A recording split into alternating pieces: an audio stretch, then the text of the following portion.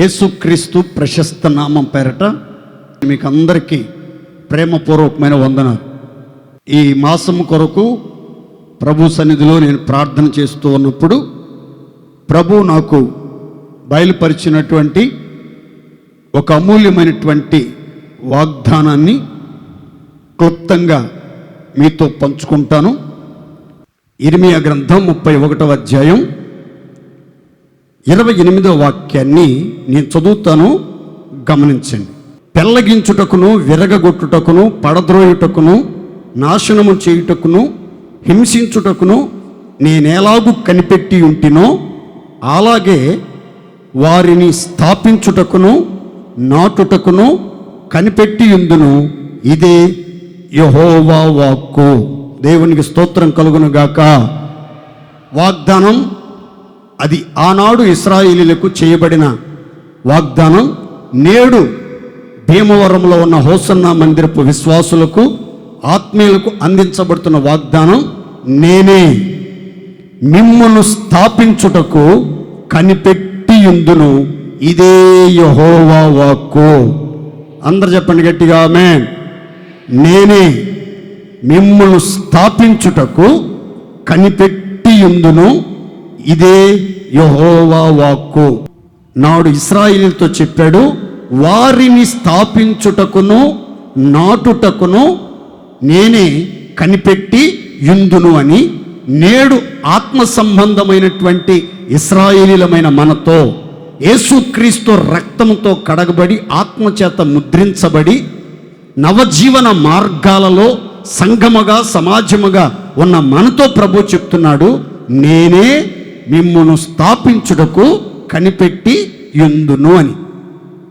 స్థాపించుట అనే మాటకి అర్థం ఏంటి అని అంటే, స్థాపించుట అనే మాటకి అర్థం ఏంటంటే కట్టుట, నిర్మించుట, స్థిరపరుచుట, నిర్ధారణ చేయుట, నెరవేర్చుట అని పదాలు, మాటలు అక్కడక్కడ మనకి కనబడతాయి. స్థాపించుట, I will build them, I will build them.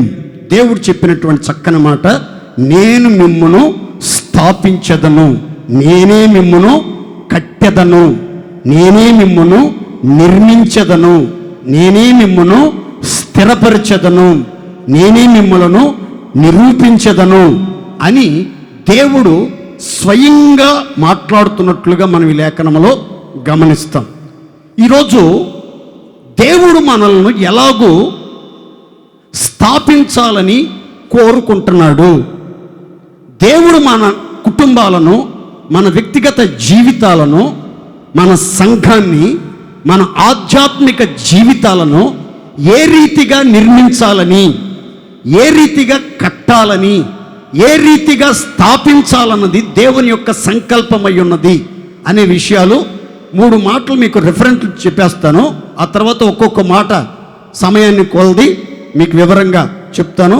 మొదటిగా దేవుడు మనల్ని ఎలా స్థాపిస్తాడు అని అంటే చదువుకుందాం. చూడండి, 3 మాటలు చదివి వినిపిస్తాను. ఆ తర్వాత మీకు ఒక్కొక్కటి వివరంగా చెప్తాను. ఇర్మియా గ్రంథం 33వ అధ్యాయం 7వ వాక్యం అండి.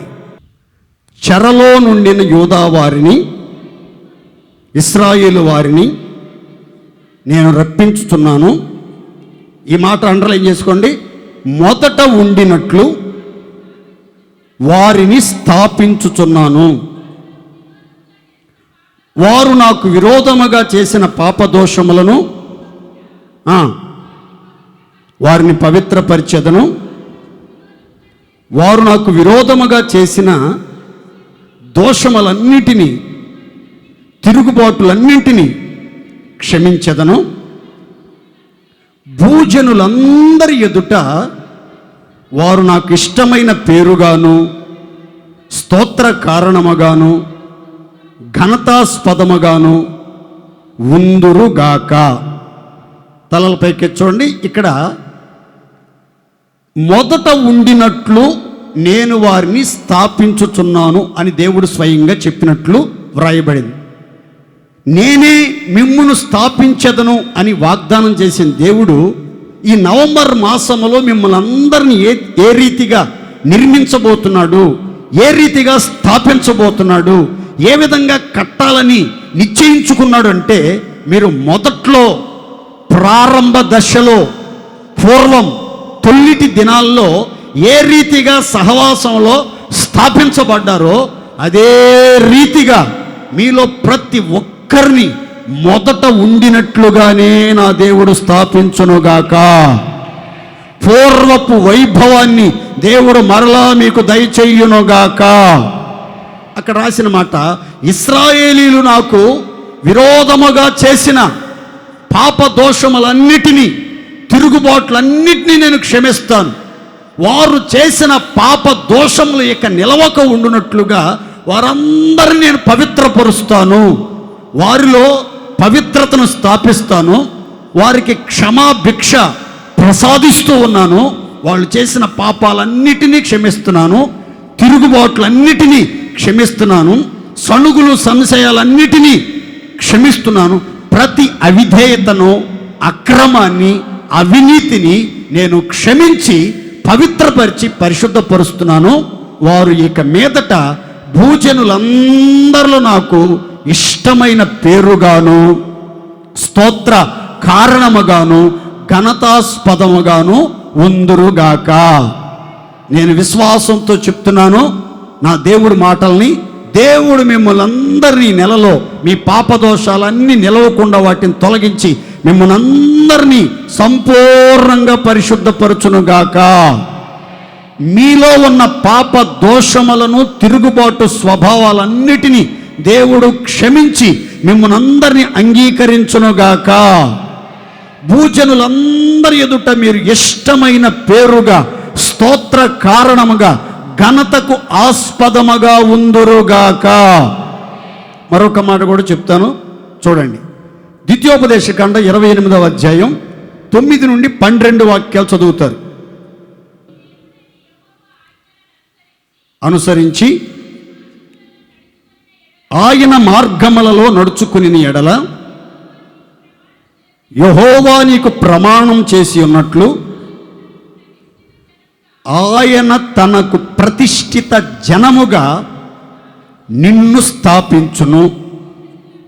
భూప్రజలందరూ యెహోవా నామమున నీవు పిలువబట్ట చూచి నీకు భయపడుదురుగాక. నీకు ఇచ్చేదనని నీ పితరులకు ప్రమాణం చేసిన దేశంలో నీ గర్భఫల విషయములోను, పశువుల విషయములోను, నేల పంట విషయములోను సమృద్ధిగా మేలు కలుగునట్లు నిన్ను వర్ధల్లజేయును. నీ దేశము మీద వర్షము దాని కాలమందు కురిపించుటకు, నీవు చేయు కార్యమంతటిని ఆశీర్వదించుటకు ఆకాశమును తన మంచి ధననిధిని తెరచును. నీవు అనేక జనములకు అప్పిచ్చదవు గాని అప్పు చెయ్యవు. చప్పట్లు కొడుతూ దేవుని మహిమపరచండి. దేవుడు మీతో చెప్పమని నాకు సెలవిచ్చిన మాటలు మాత్రమే చదివి మీకు వినిపిస్తున్నాను. ప్రతి మాట సున్నైనా పొల్లైనా తప్పిపోకుండా ప్రతి మాటని దేవుడు మీ జీవితాల్లో అక్షరాలుగా నెరవేర్చునుగాక. మీరందరూ యెహోవాకు ప్రతిష్ఠిత జనముగా స్థాపించబడుదురుగాక. ప్రతిష్ఠిత జనముగా స్థాపించబడుదురుగాక. పరిశుద్ధ జనముగా స్థాపించబడుదురుగాక. ప్రత్యేకించబడిన జనాంగముగా స్థాపించబడుదురుగాక. మనం ప్రతిష్ఠిత జనముగా మనల్ని స్థాపిస్తాడట. సమస్త భూజనుల్లో మనమాట యెహోవాకు స్వకీయ సంపాద్యమైన జనముగాను, ప్రతిష్ఠిత జనముగాను పిలువబట్ట చూచి భూజనులందరూ మనకి భయపడతారట. రెవరెన్షియల్ ఫియర్, గౌరవంతో కూడినటువంటి భయం, ఆత్మ సంబంధమైనటువంటి భయం, ఒక పరిశుద్ధమైనటువంటి భయం, గౌరవముతో నింపబడినటువంటి ఒక భయం సర్వ సమాజములో దేవుడు నీ ఎడల కలుగు చేస్తాడు. అంత మాత్రమే కాదండి, మీ గర్భఫల విషయములోను, మీ నేల పంట విషయములోను, మీ పశువుల విషయములోను, మీ వ్యాపారాల విషయములోను, మీ ఉద్యోగాల విషయములోను, మీ సమస్త కార్యములలో మీకు సమృద్ధిగా మేలు కలుగునట్లు మిమ్మల్ని అందరినీ నా దేవుడు వర్ధిల్లజేయునుగాక. మీరు అనేక జనములకు అప్పిస్తారు కానీ అప్పు చెయ్యరు. మీరు చేయు కార్యమంతా ఆశీర్వదించబడినట్లుగా దేవుడు ఆకాశం అనే మంచి ధననిధిని తెరవబోతున్నాడు. మీరు పూనుకున్న సర్వ కార్యములలో విజయమును పొంది ఆశీర్వదించబడి అనేక జనములకు ఆశీర్వాదకరముగా ఉందురుగాక. మీ గర్భఫలం ఆశీర్వదించబడునుగాక, మీ భూఫలం ఆశీర్వదించబడునుగాక, మీ కొట్లన్నీ ఆశీర్వదించబడునుగాక, మీ పిండి పిసుకు తొట్టియు మీ గంపయు ఆశీర్వదించబడునుగాక. మీరు వెలుపలకు వెళ్ళినప్పుడు ఆశీర్వదించబడుదురుగాక, లోపలికి వచ్చినప్పుడు ఆశీర్వదించబడుదురుగాక. మీకు కలిగిన సమస్త విషయముల మీద యెహోవా ఆశీర్వాదము ఉండునుగాక. అన్ని విషయాల్లో సమృద్ధిగా మేలు కలుగునట్లు మిమ్మల్ని వర్ధిల్లజేయునుగాక. మీరు యెహోవా పేరిట పిలువబడుతూ ఉంటుండగా, ఆయన జనాంగంగా మీరు రూపించబడుతూ ఉండగా, మిమ్మల్ని చూసిన వారందరి గుండెల్లో గౌరవప్రదమైన భయాన్ని దేవుడే పుట్టించునుగాక.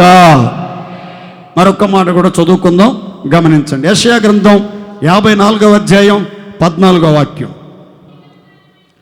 నీవు నీతి గల దానవై స్థాపించబడుదువు, నీవు భయపడనక్కర్లేదు, బాధించువారు నీకు దూరముగా ఉందురు, భీతి నీకు దూరముగా ఉండును, అది నీ దగ్గరకు రానే రాదు. చప్పట్లు కొడుతూ ప్రభువుని మహిమపరుద్దాం.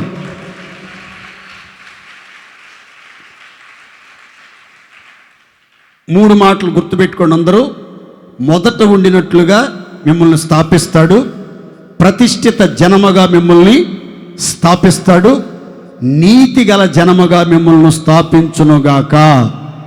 గట్టి చెప్పండి ఆమేన్.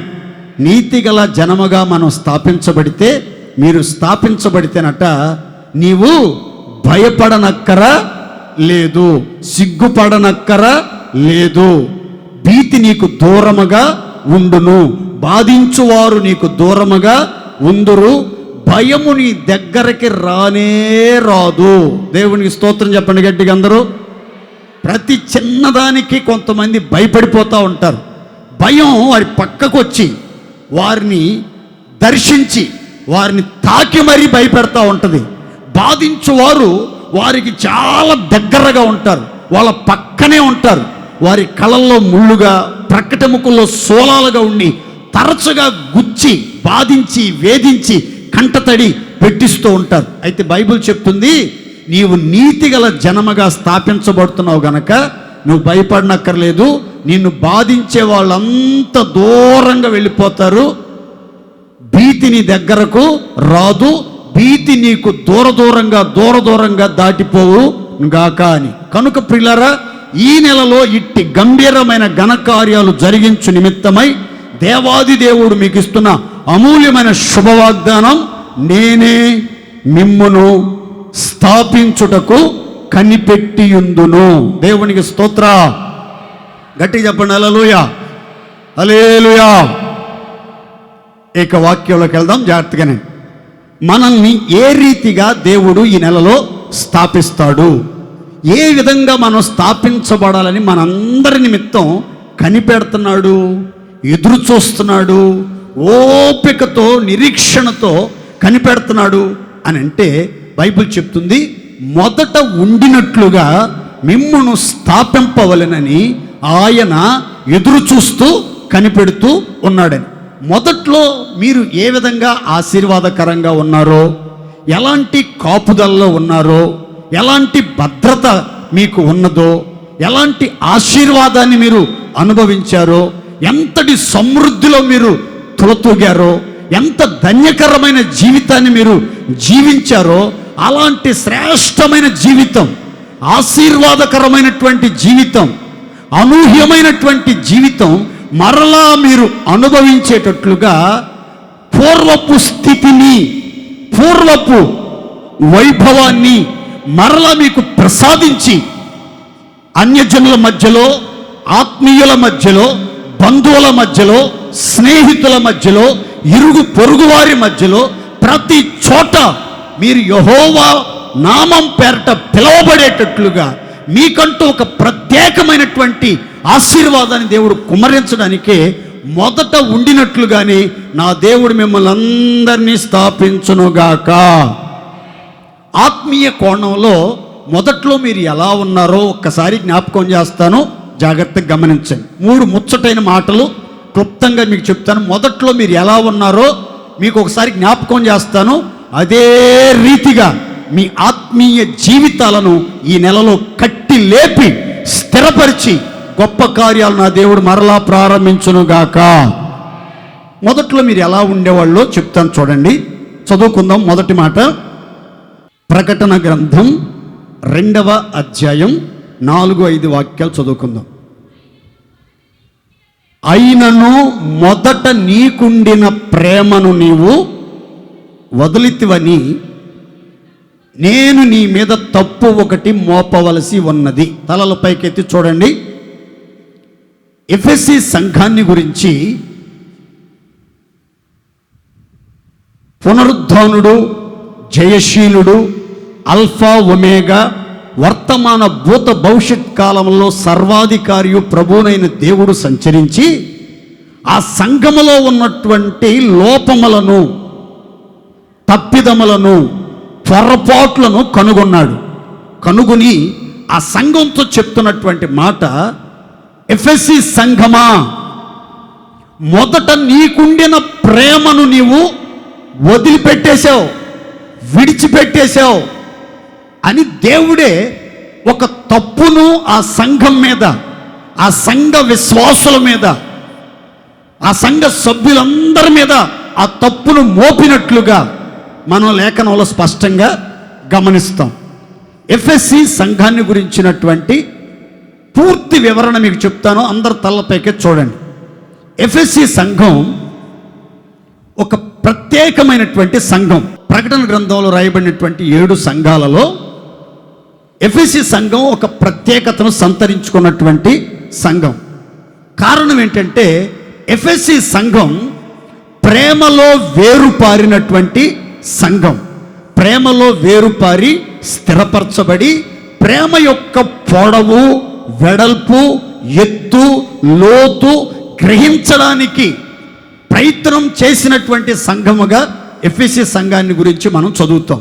ఇంకొక మాటలో చెప్పాలంటే క్రీస్తు యొక్క పరిపూర్ణతలోనికి ఎదగటానికి ప్రేమ కలిగి సత్యము చెప్పుచు అన్ని విషయములలో క్రీస్తు వలె ఉండుటకు ఎదిగినటువంటి సంఘం ఎఫెసీ సంఘం. ప్రేమ కలిగి సత్యము చెప్పుటకు అన్ని విషయములలో ఎవరి వలె ఉండుటకు ఎదిగిన సంఘం? క్రీస్తు యేసు వలె ఎదిగినటువంటి సంఘం. అంటే ఒక్క రకంగా చెప్పాలంటే యేసు ఈ లోకంలో ఎట్టివాడై ఉన్నాడు అనగా ప్రేమ స్వరూపి ఉన్నాడు. నిండైన ప్రేమను, పరిపూర్ణమైనటువంటి ప్రేమను ఏ రీతిగా పంచుతూ సంచరించాడో అదే ప్రేమను పొందుకొని ఆ ప్రేమను ప్రకటించుచు ఆ ప్రేమ కొరకు సాక్షులుగా నిలవబడినటువంటి సంఘం ఎఫెసీ సంఘం.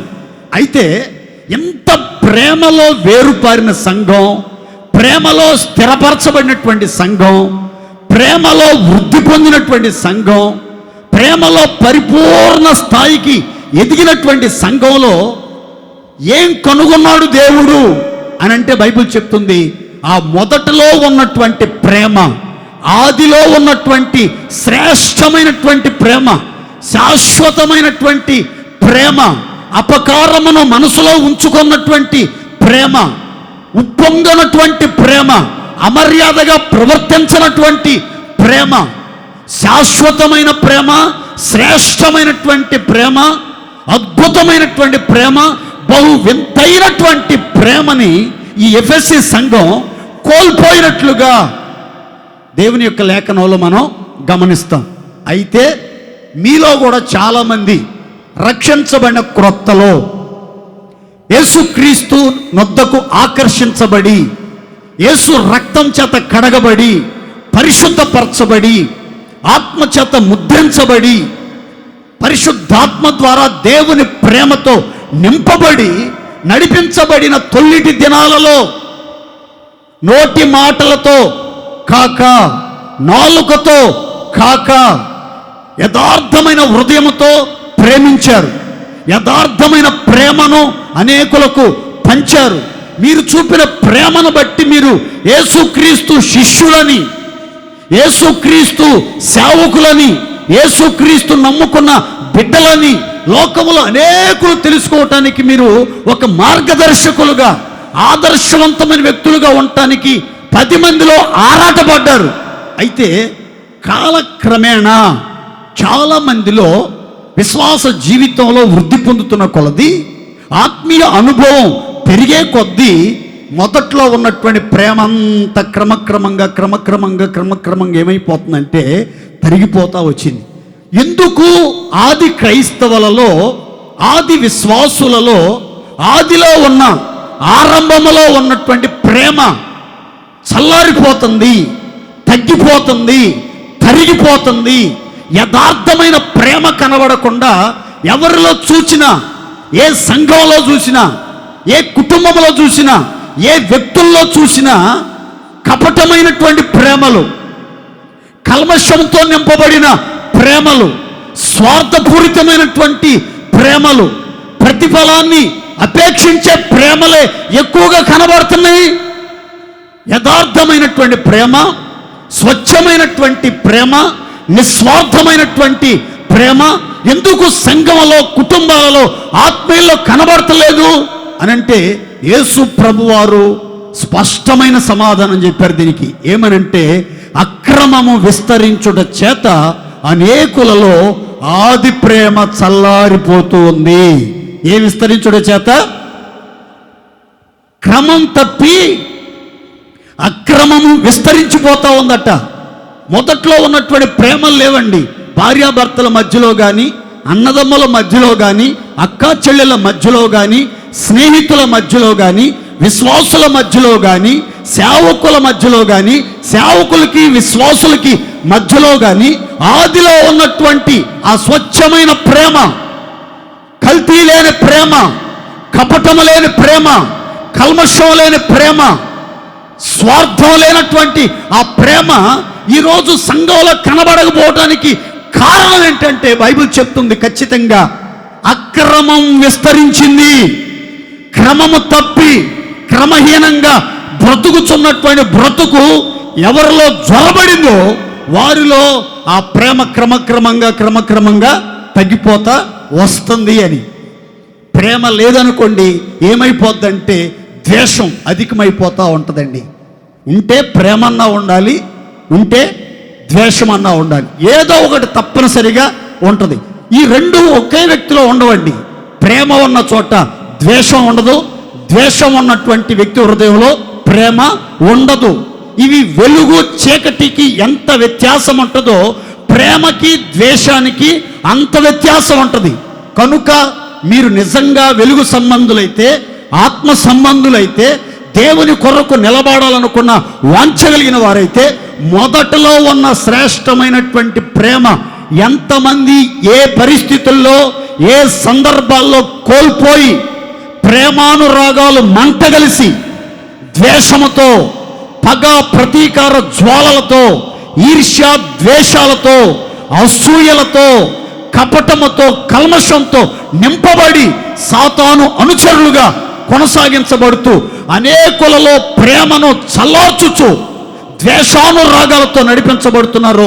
ఈరోజు పశ్చాత్తాపపడి, దేవా నాకు మొదట ఉన్న ఆది ప్రేమ కావాలి, ఆదిలో ఉన్నటువంటి మహిమ కలిగిన ప్రేమ, మండుచు ఉన్న ప్రేమ, వృద్ధి పొందుచు ఉన్న ప్రేమ, స్వచ్ఛమైనటువంటి ప్రేమ, ప్యూర్ లవ్, ఆ పవిత్రమైనటువంటి ప్రేమ పరిశుద్ధమైన ప్రేమ నా గుండెల్లో మరలా కుమ్మరించండి స్వామి. ప్రేమలో నేను వేరుపారి స్థిరపరచబడాలి. యథార్థమైన ప్రేమ కలిగిన వ్యక్తిగా నింపబడాలి. ప్రేమలో నేను పరిపూర్ణుడిగా మార్చబడాలి. ప్రేమ కలిగి సత్యము చెప్పుచు అన్ని విషయాలలో క్రీస్తు వలె ఉండుటకు ఎదగాలి. అట్టి ప్రేమ నా హృదయంలో మరలా కుమరించి మొదట ఉండినట్లుగానే నన్ను స్థాపించండి అని ఎంతమంది ఈరోజు తీర్మానంతో ప్రార్థన చేసుకుంటారో అట్టి వారందరిలో ఉన్న అక్రమాన్ని తొలగించి చల్లారిపోయినటువంటి ప్రేమ మంటలను మరలా రగిలించి ఆది ప్రేమతో ప్రతి వారిని దేవుడు నింపునుగాక. గట్టి చెప్పండి హల్లెలూయా. ప్రియులారా, ఈ ప్రేమ దేంతో పోల్చబడింది అని అంటే పరిశుద్ధ గ్రంథంలో అగ్నితో పోల్చబడింది, అగ్ని జ్వాలతో పోల్చబడింది. చూద్దామా? పరమగీతం 8వ అధ్యాయం 7వ వాక్యం. అగాధ సముద్ర జలము ప్రేమను ఆర్పజాలదు, నదీ ప్రవాహములు దానిని ముంచివేయజాలవు. తలలపైకి చూడండి, ఇక్కడ ఎంత విచిత్రమైన మాట రాయబడిందో చూడండి. ప్రేమట అగ్ని జ్వాలామయంగా కనబడుతుంది. ఆ ప్రేమని ఆర్పటానికి సముద్రములో ఉన్నటువంటి అగాధ జలాలన్నీ పొంగి పొరలి ప్రవహిస్తూ ఉన్నాయట. కానీ ఆ ప్రేమ మంట ఏమవట్లేదని రాస్తుందంటే ఆర్పివేయబడట్లేదు. ప్రేమ ఆర్పివేయబడట్లేదు. మరో విచిత్రమైన మాట, నదీ ప్రవాహ జలాలు ఆ ప్రేమను ముంచడానికి, ప్రేమతో నిండినటువంటి వ్యక్తిని ముంచడానికి, ప్రేమ తత్వం మూర్తిభవించి ప్రేమను అనేకులు పంచడానికి సమాజంలో క్రీస్తు సాక్షిగా బయలుదేరినటువంటి వ్యక్తిని ముంచివేయటానికి, కనుమరుగు చేయటానికి, కప్పివేయటానికి ప్రయత్నాలు చేస్తుంటేనట దానివల్ల కావట్లేదట. చూడండి, ఇప్పటి వరకు సముద్రం యొక్క లోతు ఎంతుందో సరిగ్గా పరిశోధన శాస్త్రజ్ఞులకు కూడా అంతుబట్టలేదండి. అలాంటి లోతైనటువంటి అగాధ సముద్ర జలాలు ఎన్ని నీ యొక్క ప్రేమను ఆర్పటానికి, నీలో ఉన్న ప్రేమను తుడిచివేయటానికి, నీలో ఉన్న ప్రేమను నిర్మూలన చేయటానికి, నీవు ప్రేమ లేనటువంటి వ్యక్తివిగా మార్చబడేటట్లుగా, ద్వేషంతో నింపబడే వ్యక్తిగా చేయటానికి ఎన్ని సముద్ర అగాధ జలాలు ప్రయత్నాలు చేసినా నీలో ఉన్న ప్రేమ మంటను ఏ ఒక్కరూ ఆర్పలేరు. దేవునికి స్తోత్రం. సముద్ర జలాల గురించి, సముద్రం గురించి బైబిల్లో యెషయా గ్రంథకర్త అంటాడు, భక్తిహీనులు కదులుచున్న సముద్రమును పోలి ఉన్నారు అని అంటాడు. భక్తిహీనులు దేన్ని పోలి ఉన్నారండి?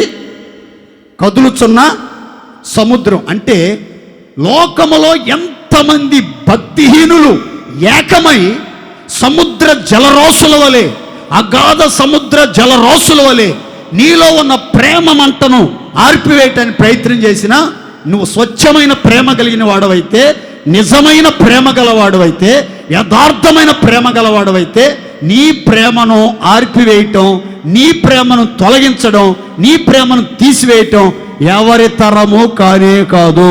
దేవునికి స్తోత్రం. గట్టి చెప్పండి హల్లెలూయా. ఎఫెసీ సంఘాన్ని గురించి ప్రభు చెప్తున్నాడు, ఎఫెసీ సంఘమా, మొదట్లో నీకున్న ప్రేమను నువ్వు వదిలిపెట్టేవని. ఈ సంఘంలో 6 ఆధిక్యతలను దేవుడు కనుగొన్నాడు. 6 గొప్ప సంగతులను దేవుడు కనుగొన్నాడు. ఏంటి అని అంటే, ఈ సంఘం అట ఎంతో కష్టపడినటువంటి సంఘం, ఎన్నో మంచి క్రియలు కలిగినటువంటి సంఘం, ఎంతో సహనం, సముద్రమంత సహనం కలిగినటువంటి సంఘం. అపోస్తులు కాకయే తాము అపోస్తులమని చెప్పుకుని అబద్ధ అపోస్తులను, అబద్ధ ప్రవక్తలను, దుర్బోధకులను పసిగట్టి పరిశీలించి వాళ్ళను దూరంగా పెట్టినటువంటి సంఘం, ప్రభు నామమును భరించినటువంటి సంఘం, ప్రభు నామము నిమిత్తం అలసిపోకుండా, సొమ్మసిల్లిపోకుండా అహర్నిశలు దేవుని నామాన్ని భరించినటువంటి సంఘం. ఇన్ని ఆధిక్యతలు ఉన్నాయి. మీలో కూడా చాలామంది మీ క్రియలు చాలా ఉత్తమమైనటువంటి క్రియలు కలిగినారు.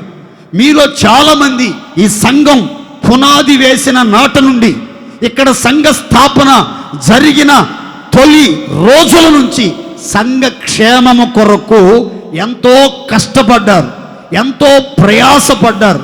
కుటుంబాలకు దూరంగా ఉంటూ నిద్ర మానుకొని, తిండి మానుకొని, సువార్త కూటాలకి వెళ్ళి సంఘ పరిచర్యలో పాలు పంపులు పొంది దశమ భాగాల ద్వారా, కానుకల ద్వారా, ప్రతిష్ఠిత అర్పణల ద్వారా, ప్రార్థనల ద్వారా, పరిచర్య ద్వారా సేవకులకు వెన్నుదన్నుగా నిలవబడి ఎంతో ప్రోత్సాహాన్ని అందించినటువంటి వాళ్ళు ఎన్నో పోరాటాల మధ్యలో సహనం కలిగి, ఓర్పు కలిగి నమ్మకంగా ప్రభువుని వెంబడించారు.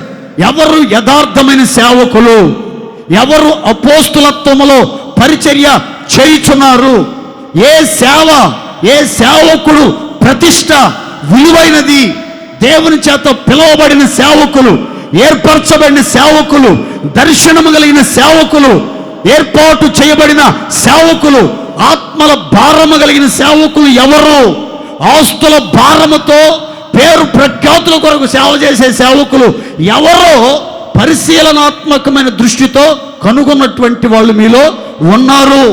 దేవుని నామాన్ని ఎల్లవేళలా భరించారు, మోశారు, ఆయన నామం కొరకు నిలవబడ్డారు. ప్రతికూల పరిస్థితుల్లో ఏ రోజు ఆత్మీయ జీవితంలో అలసిపోకుండా ప్రతి ఆదివారం క్రమంగా మందిరానికి వచ్చారు, ఉదయ సంధ్యలు ప్రార్థనలు చేశారు, పరిశుద్ధ గ్రంథాన్ని చదివారు.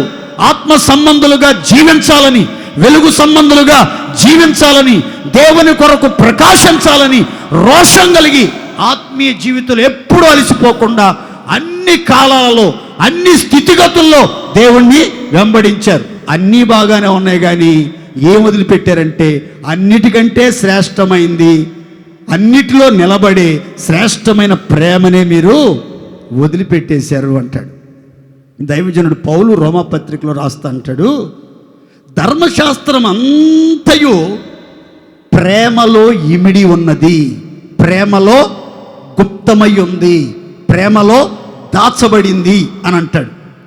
ప్రేమ పొరుగువానికి కీడు చెయ్యదు అని అంటాడు.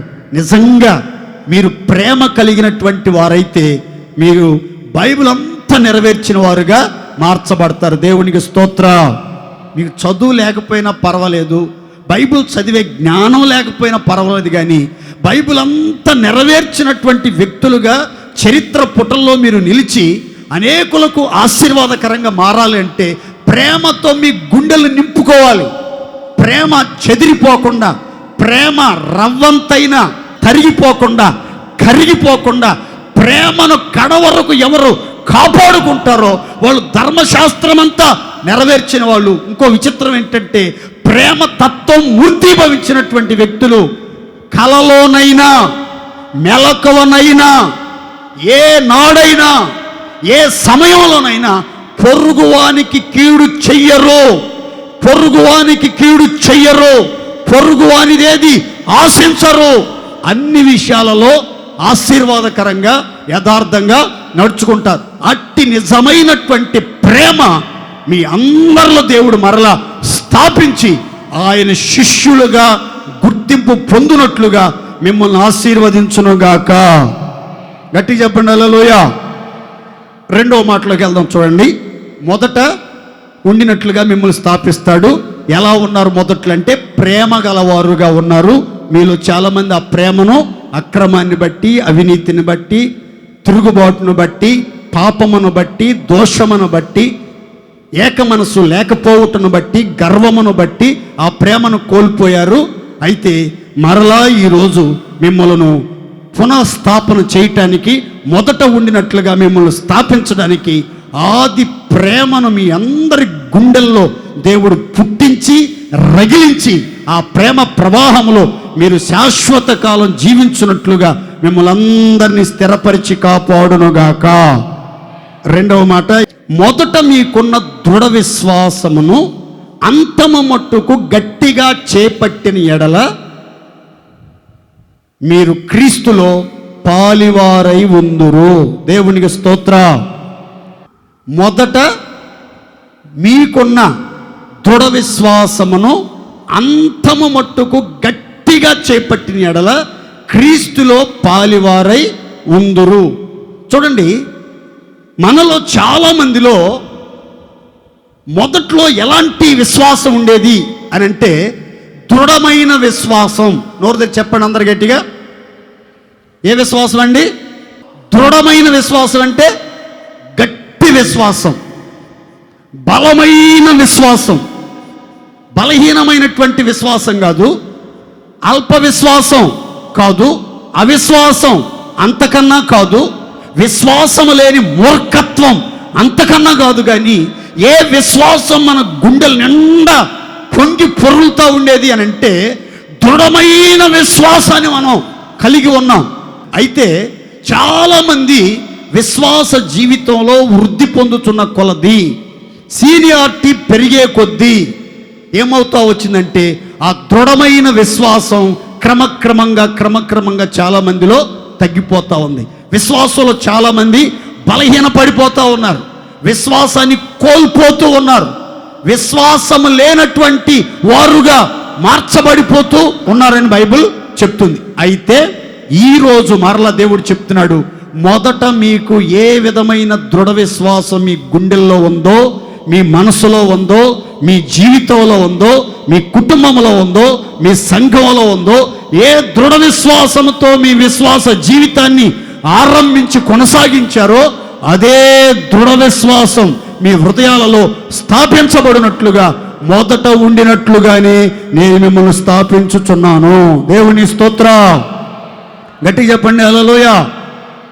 చూడండి, మొదట్లో మీరు ఏ అవసరం ఏర్పడినా, స్వస్థత కావాలన్నా, ఆశీర్వాదం కావాలన్నా, జ్ఞానం కావాలన్నా, పరీక్షల్లో విజయం కావాలన్నా, ఉద్యోగానికి ఇంటర్వ్యూకి వెళ్ళేటప్పుడు ఉద్యోగం రావాలని మీరు కోరుకున్నా ఏం చేసేవాళ్ళు అని అంటే విశ్వాసంతో దేవుని సన్నిధిలోకి వెళ్ళి ప్రార్థన చేసుకునేవాళ్ళు.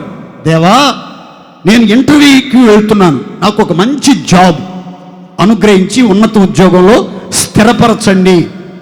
ఇదిగో నేను పలానా అస్వస్థతతో బాధపడుతున్నాను, సమస్తాన్ని ఎరిగిన దేవుడివి, పరమ వైద్యుడవు, నిన్ను స్వస్థపరచు యెహోవాను నేనేనని వాగ్దానం చేసిన దేవుడవు, స్వస్థత నీకు శీఘ్రముగా కలుగునని వాగ్దానం చేసిన దేవుడివి, నీవే నన్ను స్వస్థపరచండి, నా సర్వ రోగాన్ని తొలగించి కఠినమైన వ్యాధిని దూరపరచు అని మీరు ప్రార్థన చేసుకుంటే ఎన్నో సందర్భాలలో, సమయాలలో మీకున్న కఠినమైన జటిలమైన వ్యాధులను దేవుడు తొలగించి, కుదరని రోగాలు కుదిర్చి, ఎన్నో రీతులుగా మిమ్మల్ని బలపరిచి, స్వస్థపరిచి, ఆరోగ్యం ఇచ్చి, క్షేమానికి లేవనెత్తాడు.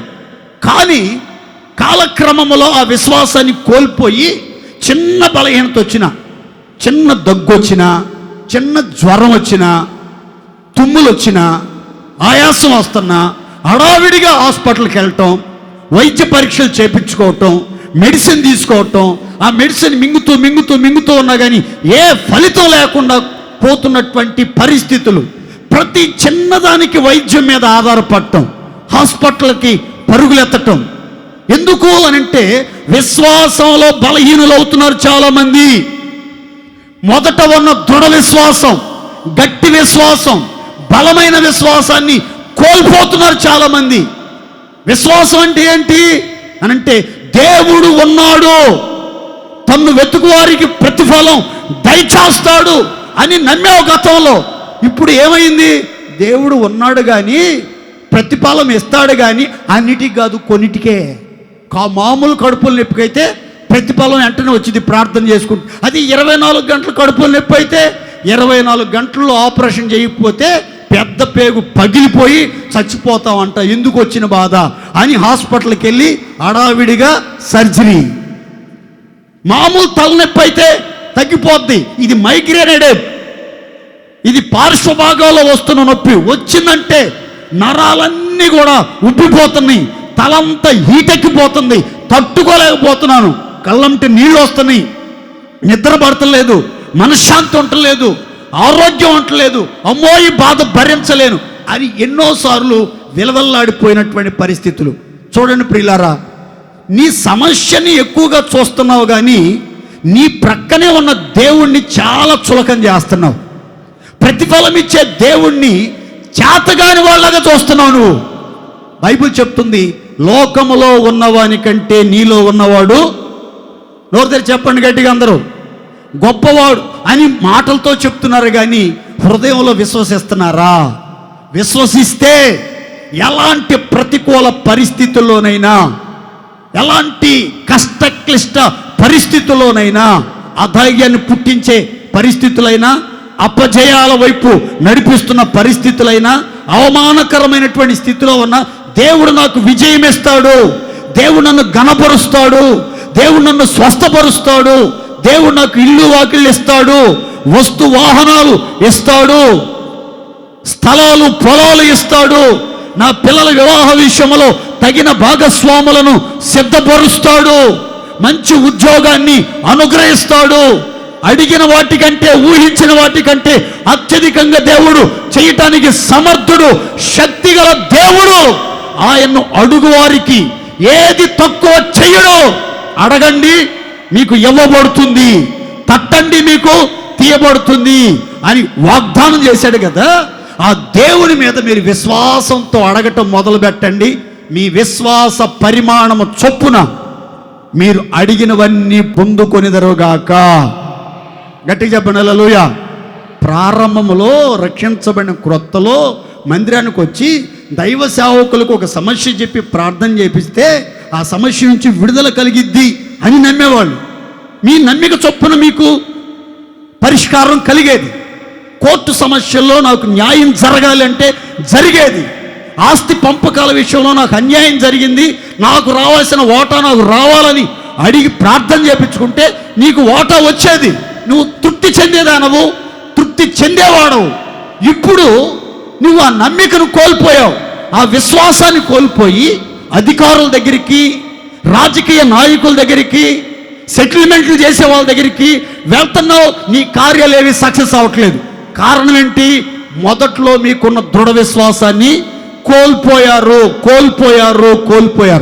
బైబిల్లో రాసిన మాట, అబ్రహాముకి 75 సంవత్సరాల వయసులో దేవుడు కనబడి, అబ్రహాం నీ సంతానాన్ని నేను ఆకాశ నక్షత్రాల వలె విస్తరింపజేస్తాను, భూమి మీదనున్న ఇసుక రేణువుల్లాగా విస్తరింపజేస్తానని చెప్పాడు.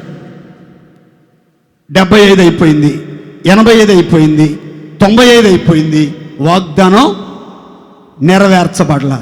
అప్పుడట అబ్రహాము విశ్వాసములో బలహీనుడు కాక, నోరు తెరిచి చెప్పండి, విశ్వాసంలో ఏం కాలేదట? చెప్పాలందా నోరు తెరిచి? విశ్వాసంలో ఏం కాలేదు?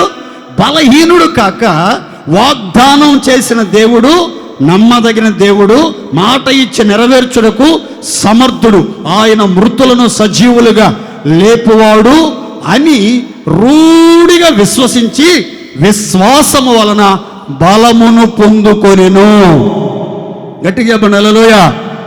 శారమ్మ గురించి రాయబడింది, ఆమె శరీరం మృతతుల్యమైపోయింది, ఆమెలో స్త్రీ ధర్మం నిలిచిపోయిందట.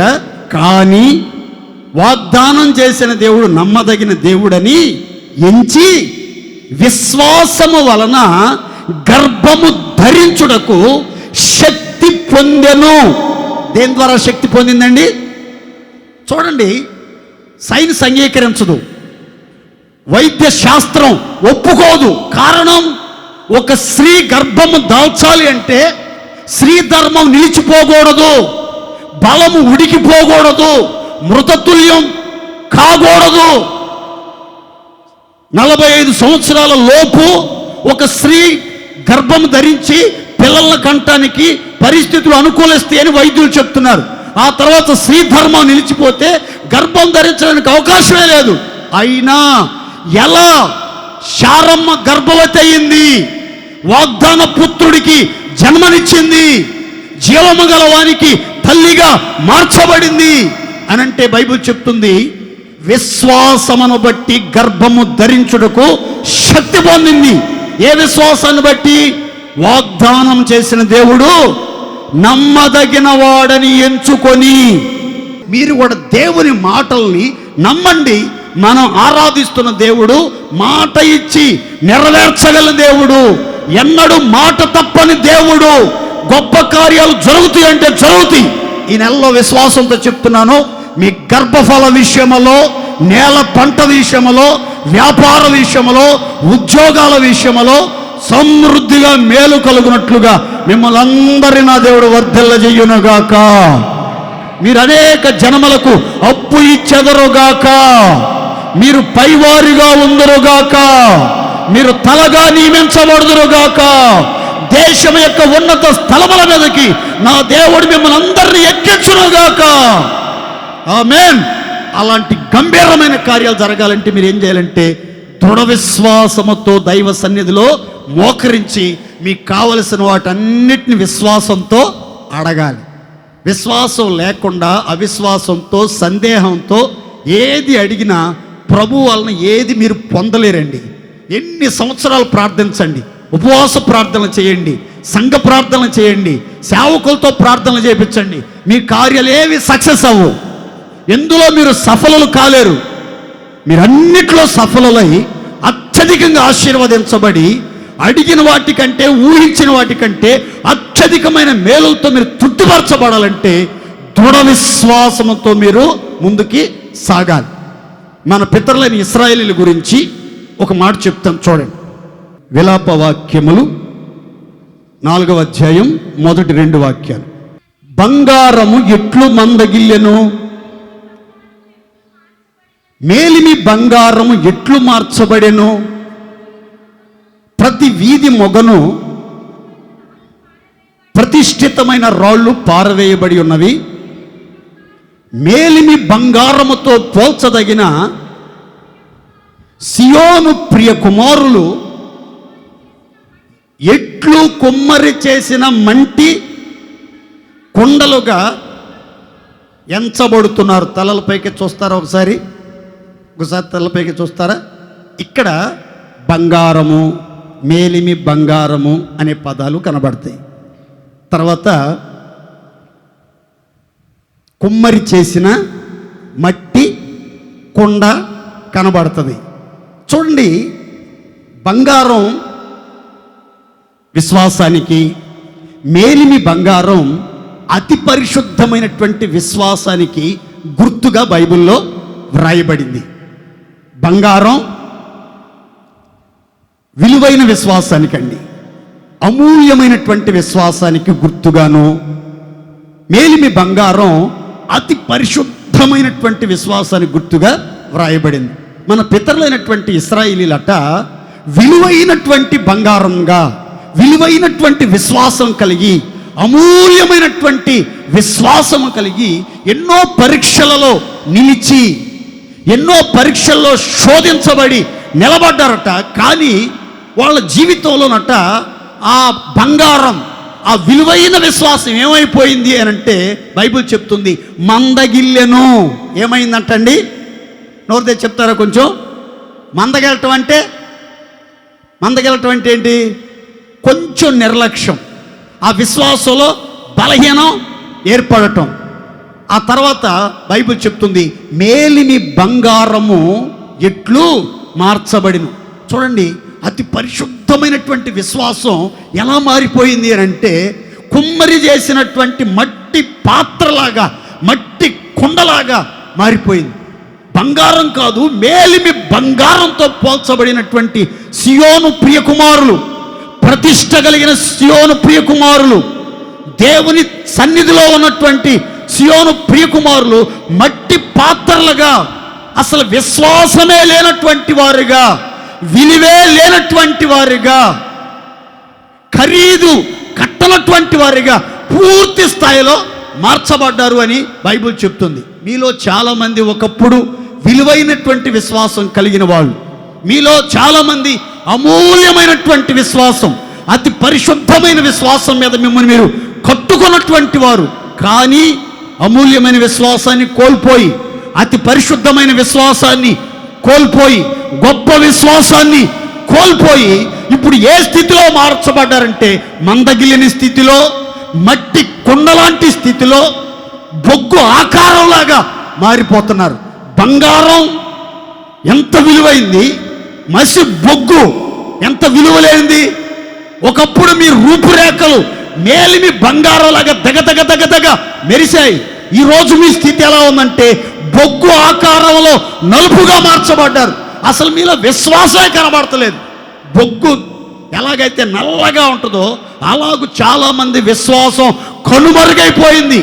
కనబడనటువంటి స్థితిలో భూతద్దం పెట్టి వెతికినా కొంచెమైనా విశ్వాసం కనబడనటువంటి స్థితి చాలామంది విశ్వాసంలో కనబడుతుంది. కానీ ప్రియులారా, మీరు కోల్పోయినటువంటి విశ్వాసాన్ని మరలా మీకు ప్రసాదించడానికి, మీరు విశ్వాసములో వృద్ధి పొంది విశ్వాసంలో స్థిరపరచబడి మీ విశ్వాసం అంతకంతకు తేజరిల్లేటట్లుగా వృద్ధి పొందేటట్లుగా మొదటలో మీకున్న దృఢ విశ్వాసాన్ని ఈ నవంబర్ మాసంలో దేవుడు మరలా మీ గుండెల్లో స్థాపించి స్థిరపరిచి మీరు విశ్వాసంలో వృద్ధి పొందేటట్లు, విశ్వాసం ద్వారా గొప్ప కార్యాలు దేవుని యొద్ద నుండి పొందుకునేటట్లు నా దేవుడు మిమ్మల్ని అందరినీ మొదట ఉండినట్లుగానే స్థాపించునుగాక. గట్టిగా చెప్పండి హల్లెలూయా. మరొక వ్యక్తిని గురించి కూడా ఒక మాట చెప్పి ముందుకు వెళ్తాను. చూడండి, దినవృత్తాంతాల 2వ పుస్తకం 12వ అధ్యాయం 9-10 వాక్యాలు చదువుకుందామండి. ఐగుప్తు రాజైన షీషకు యెరూషలేము మీదికి వచ్చి యెహోవా మందిరపు బొక్కసములన్నింటినీ రాజనగరలోని బొక్కసములన్నింటినీ దోచుకొని, ఈ మాట అండర్లైన్ చేసుకోండి, సొలొమోను చేయించిన బంగారపు డాళ్లను తీసుకొని పోయెను. వాటికి బదులుగా రాజైన రెహబాము ఇత్తడి డాళ్లను చేయించి వాటి రాజనగర యొక్క ద్వారమున అప్పగించెను. తలలపైకి చూడండి, ఇక్కడ ఒక విచిత్రమైన మాట చెప్తాను. సొలొమోను రాజ్యమేలుతున్న రోజులలో రాజు కుటుంబీకులతో దేవుని యొక్క ఆలయానికి వచ్చి దేవుణ్ణి ఆరాధన చేసేదానికి కానీ, ప్రార్థనలు చేసేదానికి కానీ, దేవుణ్ణి వెంబడించేదానికి కానీ, దేవుణ్ణి స్తుతించేదానికి కానీ, గణపరిచేదానికి కానీ ఆలయంలో అడుగు పెట్టడానికి వచ్చేటప్పుడు ఆ రాజ గుమ్మం దగ్గర ఉన్నటువంటి వాళ్ళు, ఆ దేవాలయపు గుమ్మం దగ్గర ఉన్నటువంటి సేవకులు ఆ బంగారు డాళ్లను అలా పైకెత్తి రాజుగారు దేవాలయంలోనికి వెళ్ళిన తర్వాత మరలా తీసుకెళ్ళి వాటిని ఒక చోట భద్రపరిచేవాళ్ళు. సొలొమోను కాలంలో దేవాలయానికి వచ్చేటప్పుడు రాజు కుటుంబీకులు ఆ బంగారు డాళ్లను రెండింటిని పైకెత్తే వాళ్ళు ఆరాధన చేసుకుని మళ్ళా వెళ్తూ ఉండేవాళ్ళు. అయితే జరిగినటువంటి విచిత్రం ఏంటంటే, సొలొమోను తదనంతరం అతని ప్రియకుమారుడైనటువంటి రెహబాము రాజ్య పరిపాలనలోకి వచ్చాడు. అతని సమయంలో ఐగుప్తు రాజు అయినటువంటి షీషకు అని ఒక రాజు యెరూషలేము మీద దండెత్తి వచ్చి యెరూషలేమును ముట్టడి వేసి యెరూషలేము బొక్కసమలలో ఉన్నటువంటి ఆ యొక్క ధనమంతటిని దోచుకొని వెళ్తూ ఆ రాజనగరి గుమ్మం దగ్గర ఉన్నటువంటి ఈ 2 బంగారు డాళ్లను ఎత్తుకుని వెళ్ళిపోయాడట. ఆ తర్వాత రెహబాము ఏం చేశాడు అని అంటే, మరొక 2 బంగారు డాళ్ళు చేయించకుండా 2 ఇత్తడి డాళ్లను చేయించి ఆ స్థలములో వారికి అప్పగించాడు అని రాస్తుంది. ఇక్కడ తలలపైకి చూడండి, మీకు చిన్న మాట చెప్తాను. డాలు అంటే అర్థం ఏంటంటే విశ్వాసము అని దైవజనుడు పౌలు చెప్తాడు. దుష్టుని యొక్క అగ్నిబాణములను ఆర్పుటకు శక్తిగలవారొగునట్లు విశ్వాసమనే డాలు పట్టుకొనుడి. చెప్పండి, ఏ డాలు? నోరు తెచ్చి చెప్పాలి అందరు గట్టి. ఏ డాలు? నేను ఇందాక మీకు చెప్పాను, బంగారం అంటే విలువైనటువంటి విశ్వాసం, విలువైన డాలు, పరిశుద్ధమైనటువంటి డాళ్ళు చేయించాడు సొలొమోను రాజు. అయితే ఆ యొక్క విలువైన బంగారు డాళ్లను, అతి పరిశుద్ధమైనటువంటి విశ్వాసాన్ని షీషకు అనే ఐగుప్తు రాజు దోచుకుని వెళ్ళిపోయాడు. మీలో చాలా మందిలో కూడా ఒకప్పుడు అతి పరిశుద్ధమైన విశ్వాసం ఉండేది, అమూల్యమైన విశ్వాసం ఉండేది, దుష్టుడు ఏ విధమైనటువంటి అగ్ని బాణాలు ప్రయోగించినా సరే ఏమి భయపడకుండా అగ్ని బాణాలన్నింటినీ ఆర్పుటకు మీరు శక్తిగల వ్యక్తులలాగా, శక్తిగల యోధుల్లాగా నిలబడి అపవాదిని, అపవాది తంత్రములను, అపవాది వేయు అగ్ని బాణములను తుత్తునీరు చేసి వాని మీద జయం పొందేవాళ్ళు. అయితే చాలా మంది మీద సాతాను దాడి చేసి ఈరోజు ఏం చేస్తున్నాడంటే అతి పరిశుద్ధమైనటువంటి విశ్వాసం అనే డాలుని, అమూల్యమైన విశ్వాసం అనే డాల్ని ఏం చేశాడంటే దోచుకుని వెళ్ళిపోయాడు. ఇప్పుడు సాతాను అగ్ని బాణాలు వేస్తుంటే అగ్ని సెగలకు, అగ్ని మంటలు తట్టుకోలేక ఆ శోధనలకి, ఆ శ్రమలకి, ఆ బాధలకి, ఆ వ్యాధులకి, ఆ నిందలకి, అవమానాలు తట్టుకోలేక చాలామంది ఆత్మీయ జీవితంలో విశ్వాస భ్రష్టులవుతున్నారు. వాడబ్రద్దలైన వారి వలె విశ్వాసంలో చెడిపోయి విశ్వాస భ్రష్టులవుతున్నారని పరిశుద్ధ గ్రంథం చెప్తుంది. ప్రియమైనటువంటి దేవుని పిల్లలారా, మీ యొద్ద బంగారు డాళ్ళు ఉన్నాయా, లేకపోతే సాతాను గాడు ఎత్తుకుపోయాడా? ఒకసారి ఆలోచించండి. చాలా మందిలో మొదట్లో మీ పూర్వీకుల దగ్గర, మీ తల్లిదండ్రుల దగ్గర, మీ దగ్గర బంగారు డాళ్ళు ఉండేవి. వాటితో దుష్టుని అగ్ని బాణాలు, దుష్టుని శోధనలను మీరు అవలేలగా జయించి నిలబడేవాళ్ళు. ఈరోజు బంగారు డాలు ఎక్కడా, బంగారు డాలు ఎక్కడా అని ఎంత తరచి చూసినా సరే బంగారు డాళ్ళు కనబడతలేదు, ఇత్తడి డాళ్ళే కనబడుతున్నాయి. నా ప్రియమైనటువంటి దేవుని బిడ్డలారా, మీరు పోగొట్టుకున్న బంగారు డాళ్లను, మీరు పోగొట్టుకున్న మేలిమి బంగారము వంటి అతి పరిశుద్ధమైనటువంటి విశ్వాసాన్ని, అమూల్యమైనటువంటి విశ్వాసాన్ని, దృఢమైన విశ్వాసాన్ని మరలా మీ గుండెల్లో పునఃస్థాపన చేసి మొదట ఉండినట్లుగానే మిమ్మల్ని అందరినీ స్థాపించునుగాక. గట్టి చెప్పండి హల్లెలూయా. విశ్వాసము ద్వారా అసాధ్యమైన కార్యాలన్నీ ఈ నెలలో సుసాధ్యం చెయ్యబడునుగాక. కుంటివారు నడుచుదురుగాక, పక్షవాతం గలవారు లేపబడుదురుగాక, మోగవారు మాట్లాడుదురుగాక, చెవిటివారు విందురుగాక, కుష్ఠరోగులు శుద్ధులవుదురుగాక, క్యాన్సర్ వ్యాధిగ్రస్తులు స్వస్థత పొందుదురుగాక, క్యాన్సర్ వ్యాధిగ్రస్తులు స్వస్థత పొందుదురుగాక, గ్యాస్ట్రిక్ ట్రబుల్, కడుపులో మంట, ప్రేగుల్లో పూత, గర్భాశయములో ఉన్నటువంటి బలహీనతలు యేసు నామములో తొలగిపోవును గాక. గుండె జబ్బులన్నీ నయమైపోవును గాక. ప్రతి శారీరక బాధలు తొలగిపోవును గాక. ఇవన్నీ మీ దృఢ విశ్వాసాన్ని బట్టి ఈ గడియలోనే దేవుడు ఆరంభించునుగాక. మూడో మాట ముచ్చట ముగిస్తాను, గమనించండి. గలతీ పత్రిక 3వ అధ్యాయం 3వ వాక్యం. మీరు ఇంత అవివేకులైతిరా.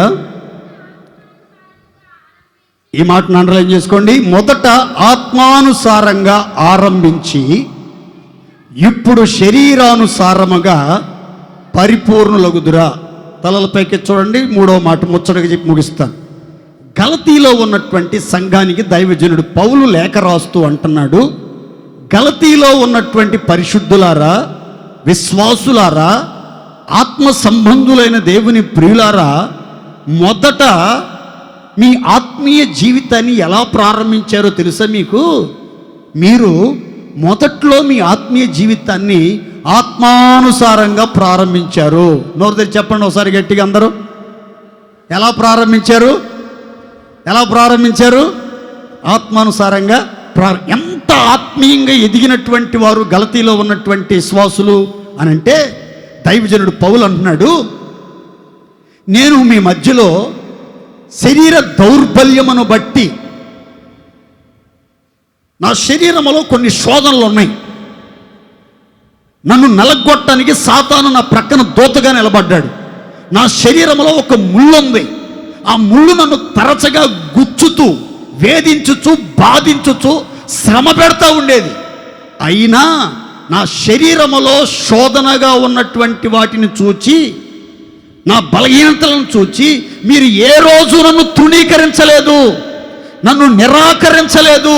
అంత మాత్రమే కాకుండా నన్ను క్రీస్తు యేసు దూత వలెను, యోధుని వలెను, సహోదరుని వలెను, క్రీస్తు మహిమ వలె నన్ను చూశారు.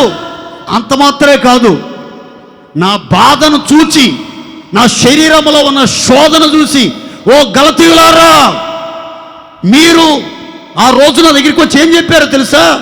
అయ్యా పౌలా, నువ్వు ఎంతోమందికి ఉపయోగపడే వ్యక్తివి, ఎంతోమందికి ఆశీర్వాదకరంగా ఉన్నటువంటి వ్యక్తివి. ఇదిగో నీ కోసం మా కళ్ళు ఓడబెర్రికి ఇచ్చేస్తాం, మా కళ్ళు పీకేసి ఇచ్చేస్తాం. మేము అందులో అయిపోయినా పర్లేదు, గుడ్డివారం అయిపోయినా పర్వాలేదు, మేము ఈ లోకాన్ని మనుషుల్ని చూడకపోయినా పర్లేదు, నీవు చూడాలి, అనేక ప్రాంతాలకు వెళ్ళాలి, మహిమగల సువార్త ప్రకటించాలి, అనేకులు ఆశీర్వాదకరంగా ఉండాలి, అనేక సంఘాలు కట్టాలి, అనేక సంఘాలు ఉజ్జీవింపబడాలి, అనేక మంది సేవకులు తయారు చేయబడాలి, అనేక చోట్ల క్రీస్తు రాజ్య స్థాపన జరగాలని మీరు ఎంతగానో సేవకుని ప్రోత్సహించిన వాళ్ళు. ఏమైంది ఆ ధన్యత మీలో? ఓ అవివేకులైన గలతీలారా, క్రీస్తు శిలువ వేయబడిన వాడైనట్లుగా మీ కన్నుల్లో ప్రదర్శించబడ్డాడే. ఆరంభంలో ఆ శిలువ దర్శనం చూసి మీరు మొదట ఆత్మీయంగా ప్రారంభించారు మీ విశ్వాస జీవితాన్ని. ఇప్పుడెందుకు మీరు శరీరానుసారంగా పరిపూర్ణులవుతున్నారు అని వారిని హెచ్చరించినట్లుగా బైబిల్ చెప్తుంది. మీలో చాలామంది కూడా రక్షించబడిన క్రొత్తలో సంఘం కొరకు, సేవకుల కొరకు ఎంతో ప్రయాసపడిన వాళ్ళండి. సేవకుల్లో ఉన్నటువంటి బలహీనతలు, సేవకుల్లో ఉన్న శోధనలు, సేవకుల్లో ఉన్నటువంటి ఇబ్బందులు, సేవకుల్లో ఉన్న లోపాలను చూసినా, అవి శరీర సంబంధమైనటువంటి బలహీనతలు చూసినా సరే కడుపులో పెట్టుకుని మీ సొంత బిడ్డల్లాగా దాచుకుని కాపాడుకున్నటువంటి విశ్వాసులు మీలో 199 మంది ఉన్నారు. అయితే ఇప్పుడు క్రమక్రమంగా వాళ్ళని చూసి వీళ్ళని చూసి సాతాను చేత భ్రమపరచబడి, వివేకాన్ని కోల్పోయి అవివేకులుగా మార్చబడి, ఆత్మానుసారమైన మీ జీవితాన్ని శరీరానుసారంగా మలుచుకొని శరీరానుసారంగా పరిపూర్ణులుగా మార్చబడి నిత్య నరకానికి వెళ్ళిపోతారా? ఒకసారి ఆలోచించండి. మొదట్లో మీరు ఏ విధమైన వైరాగ్యంతో, రోషముతో, ఆత్మ సంబంధమైనటువంటి యాత్రను ప్రారంభించి కొనసాగించారో, అలాంటి ఆత్మ సంబంధమైన జీవితం, ఆత్మానుసారమైన మనసు, ఆత్మానుసారమైనటువంటి వ్యక్తిత్వం మరలా నా దేవుడు మీలో స్థాపించునుగాక. ఆత్మానుసారమైనటువంటి వ్యక్తుల్లో కలిగే 3 ప్రత్యేకమైన ఆశీర్వాదాలు నేను చెప్పి ముగిస్తాను. రెఫరెన్సులు ఇస్తాను, నేనే వివరంగా చెప్పి ముగిస్తాను. చూడండి. ఏ, గలతీ పత్రిక 5:16. ఏ. బి, రోమా పత్రిక 7:6. సి, రోమా పత్రిక 8:6. చూడండి, ఆత్మానుసారుల్లో కనిపించే అద్భుతమైన 3 ఆశీర్వాదాలు చెప్తున్నాను. తలపైకి చూడండి. ఆత్మానుసారులు శరీరేచ్ఛలను నెరవేర్చరు. నోరు తెరిచి చెప్పండి ఒకసారి గట్టిగా. మీరు ఆత్మానుసారంగా ప్రవర్తించిన వారైతే శరీరేచ్ఛలను నెరవేర్చరు. శరీరేచ్ఛలను నెరవేర్చరు. ఆత్మ శరీరముకు, శరీరము ఆత్మకు ఒకదానితో ఒకటి వ్యతిరేకంగా అపేక్షించును. ఆత్మ చేత ఎవడు శరీర క్రియలను జయిస్తాడో, చంపుతాడో, వాడు నిరంతరం క్రీస్తులో జీవిస్తాడు. దేవునికి స్తోత్ర. ఆత్మానుసారంగా ప్రారంభించిన వాళ్ళు, ఆత్మానుసారంగా జీవించినటువంటి వాళ్ళు, వారిలో కనిపించే మొదటి విలక్షణమైన మంచి లక్షణం ఏంటంటే, శరీర ఇచ్ఛలను కానీ, యవ్వన ఏచ్ఛలను కానీ, పాపేచ్ఛలను కానీ, లోకేచ్ఛలను కానీ, తుచ్చమైన అభిలాషలను కానీ నెరవేర్చుకోరు. శరీరం కోరుకున్నట్లు, కన్ను ఆశించినట్లు వావి వరసలు తప్పి పశుప్రాయుల్లాగా మార్చబడి, శరీరేచ్ఛల చేత ఏడవబడి, మనసును పాడు చేసుకుని, శరీరాన్ని పాడు చేసుకుని, పరువు ప్రతిష్టలను పాడు చేసుకుని, గౌరవ మర్యాదలను పాడు చేసుకుని, అవమానంతో తలదించుకునేటట్లుగా ప్రవర్తించరు. బైబిల్ చెప్తుంది, ఆత్మానుసారంగా నడిపించబడిన వాడు శరీరేచ్ఛలను నెరవేర్చరు. ఈరోజు మీరు శరీరేచ్ఛల కొరకు ప్రాకులాడుతున్నారు, పాపేచ్ఛలను నెరవేర్చుకోవడానికి ప్రాకులాడుతున్నారు, యవ్వనేచ్ఛలను నెరవేర్చుకోవడానికి ప్రాకులాడుతున్నారంటే అర్థం ఏంటి? శరీరానుసారమైన మనసు మీలోకి వచ్చేసింది. మీరు శరీర స్వభావం గలవారే కానీ ఆత్మ స్వభావం గలవారు కాదు అని ఖచ్చితంగా బైబిల్ చెప్తుంది. మరొక మాట రోమా 7:6 చదువుకున్నాం. ఆత్మానుసారమైనటువంటి మనస్సు కలిగినటువంటి వారు, ఆత్మానుసారమైనటువంటి జీవితం కలిగినటువంటి వారట నవీన స్థితి కలిగి ఉంటారు. ఏ స్థితి అండి? నోరుదే చెప్తారు ఒకసారి గట్టిగా. ఏ స్థితి? నవీన అంటే క్రొత్త, నూతనమైన స్థితి.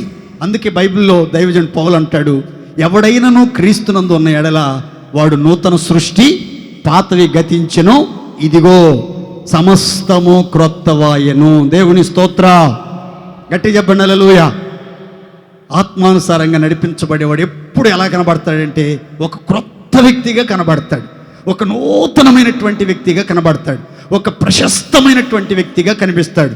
క్రొత్తగా జన్మించిన శిశువును పోలిన వాడై నిర్మలమైనటువంటి కన్నులు, నిర్మలమైన మనస్సు, నిర్మలమైన ఆలోచనలు, నిర్మలమైనటువంటి దివ్య దృష్టి కలిగి ఉంటాడు.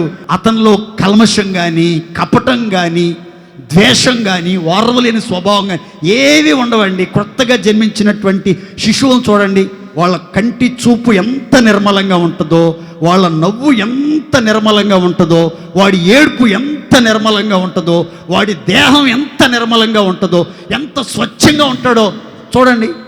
వాళ్ళ అమ్మ ఏదన్నా పీక నోట్లో పెడితే చక్కగా హాయిగా పండుకుంటాడు, విషం పోసినా హాయిగా తాగి చచ్చిపోతాడు.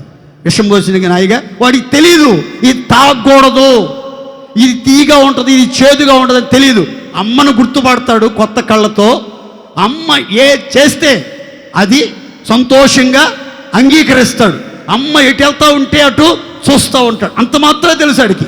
అలాగే ఒక వ్యక్తి ఆత్మానుసారంగా నడిపించబడితే ఆ వ్యక్తి అన్ని విషయాల్లో నవీనమైన స్థితి ఆ వ్యక్తిలో కనబడుతుంది. మూడవది ఏంటంటే ఆత్మానుసారమైనటువంటి మనస్సు జీవమును సమాధానమునై ఉన్నది. దేవుని స్తోత్ర. ఆత్మానుసారమైనటువంటి వ్యక్తులు ఎప్పుడు ఎలా ఉంటారంటే సమాధానంగా ఉంటారండి. నిండుకొండ తొణకదు అన్నట్లుగా ఎప్పుడు గుండెల నిండా క్రీస్తు అనుగ్రహించిన సమాధానాన్ని అనుభవిస్తూ అందరితో సమాధానంగా ఉంటారు. ఎవరితో గొడవలు కానీ, కలహాలు కానీ, పోరాటాలు కానీ, యుద్ధాలు కానీ ఉండవండి. అందరితో సమాధానంగా, పరిశుద్ధంగా బ్రతుకుతారు. మరి ముఖ్యంగా ఈ ఆత్మానుసారమైన మనసు వారికి ఏం ప్రసాదిస్తుందంటే జీవమును, సమృద్ధి జీవమును, శాశ్వత జీవమును, నిత్య జీవమును వారిలో కలుగజేస్తుంది. దేవుని స్తోత్ర.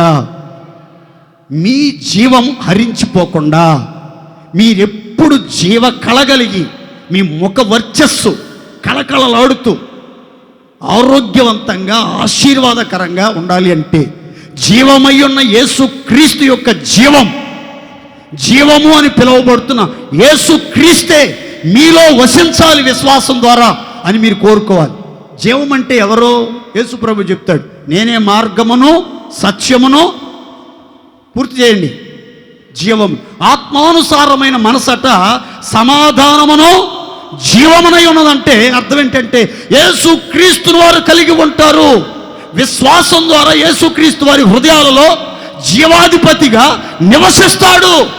యేసు క్రీస్తు వారిలో ఉన్నంత కాలం వారి దగ్గరికి మరణం కానీ, మృతతుల్యమైన అనుభవాలు కానీ, చీకటి కానీ, పాపం కానీ ప్రవేశించదు. అన్ని విషయాల్లో వాళ్ళు జీవకళతో వెలిగిపోతూ ఉంటారు. ఈరోజు మీరు సమాధానంగా ఉంటున్నారా? జీవముతో ఉంటున్నారా? నవీన స్థితి కలిగి నడిపించబడుతున్నారా? శరీరేచ్ఛలు నెరవేర్చకుండా పవిత్రంగా, పరిశుద్ధంగా బ్రతికి క్రీస్తును మీ క్రియలతో, ప్రవర్తనలో అనేకులు చూపించగలుగుతున్నారా? అలా చూపిస్తుంటే మీరు నిజంగా ఆత్మానుసారమైనటువంటి జీవితం కలిగిన వ్యక్తులే. గలతీల గురించి దైవజనుడు అంటాడు, ఓ గలతీలారా, మొదట్లో మీరు ఆత్మానుసారంగా ప్రారంభించారు, అయితే మీలో చాలామంది శరీరానుసారంగా పరిపూర్ణులైపోతున్నారు. ఒకప్పుడు సేవకుల కొరకు కళ్ళు ఓడబెరికి ఇవ్వాలని ఆశపడ్డారు, ఇప్పుడేమో అందితే సేవకుల కళ్ళే బీకాలని ఎదురు చూస్తున్నారు అన్నట్లుగా దైవజనుడు పౌలు మాట్లాడుతున్నాడు. ఎంత దౌర్భాగ్య స్థితి దిగజారింది చూడండి ఆ సంఘం. ఈరోజు ఇలాంటి శరీర క్రియలు ఎన్నో సంఘాల్లో, ఎన్నో కుటుంబాల్లో, ఎంతోమంది ఆత్మీయుల్లో కనబడుతున్నాయి. అయితే బైబిల్ అంటుంది చాలామంది ఆత్మ సంబంధమైన జీవితాన్ని, మనస్సుని, విలువల్ని కోల్పోయారు. అయితే ప్రభు అంటున్నాడు ఈ నెలలో మొదట ఉండినట్లుగానే నేను మిమ్మల్ని ఆత్మానుసారులుగా స్థాపించగోరుచున్నాను. దేవుని స్తోత్ర. వాగ్దాన పూర్ణుడా, నమ్మదగిన సహాయకుడా, నవంబర్ మాసంలో మా సంఘాన్ని, మా ప్రియ బిడ్డలను ప్రేమించి అనుగ్రహించిన అమూల్యమైన శుభ వాగ్దానాన్ని కొట్టి మీకు స్తోత్రాలు. నేనే మిమ్మల్ని స్థాపించుటకు కనిపెట్టి ఉందినని వాగ్దానం చేసిన దేవుడు, మొదట ఉండినట్లుగా నేను మిమ్మల్ని స్థాపిస్తానని, ప్రతిష్ఠిత జనముగా నేను మిమ్మల్ని స్థాపించదనని, నీతిగల జనముగా స్థాపించబడతామని వాగ్దానం చేసిన దేవుడివి. వాగ్దానంలో ప్రతి విలువైనటువంటి ఆశీర్వాదాన్ని మా ప్రియ బిడ్డలందరూ స్వతంత్రించుకుని అనుభవించి ఆనందంతో అడుగులు వేయనట్లుగా కార్యాలు నూతనపరచు. మరి ముఖ్యంగా మొదట ఉండిన ఆది ప్రేమ, మొదట ఉండిన దృఢ విశ్వాసం, మొదట ఉండినటువంటి ఆత్మానుసారమైనటువంటి జీవితం మాకందరికీ ప్రసాదించమని వేడుకుంటున్నాను. శరీరేచ్ఛలు నెరవేర్చకుండా నవీన స్థితి కలిగి సేవ చేయుటకు ఆత్మానుసారమైన మనసు, జీవము, సమాధానమై ఉందని చెప్పారు. సమాధానంతో, జీవముతో, సమృద్ధి జీవమును అనుభవిస్తూ మీ కృపలో తేజరిలే భాగ్యం దయచేయండి. మొదట ఉండిన ఆశీర్వాదం, మొదట ఉండిన అభిషేకం, మొదట ఉండినటువంటి వైభవం మా పిల్లలందరికీ ప్రసాదించి విశ్వాసం ద్వారా ఊహకు మించి గొప్ప కార్యాలు ఒక్కొక్కరి జీవితంలో జరిగించి ఆయురారోగ్యాలతో, సుఖశాంతులతో, సర్వ సంపదలతో నింపి సాక్షులుగా ప్రకాశింపచేయమని యేసు నామములో అడుగుచున్నాను తండ్రి, ఆమేన్. తండ్రి, కుమార, పరిశుద్ధాత్మ త్రియేక దేవుని సన్నిధి ఇప్పుడు ఎల్లప్పుడూ సకల పరిశుద్ధులకు కూడిన మనందరికీ వాగ్దానాన్ని విశ్వసించి ప్రార్థన చేసుకున్న వారికి తోడై నెరవేర్చునుగాక. ఆమేన్.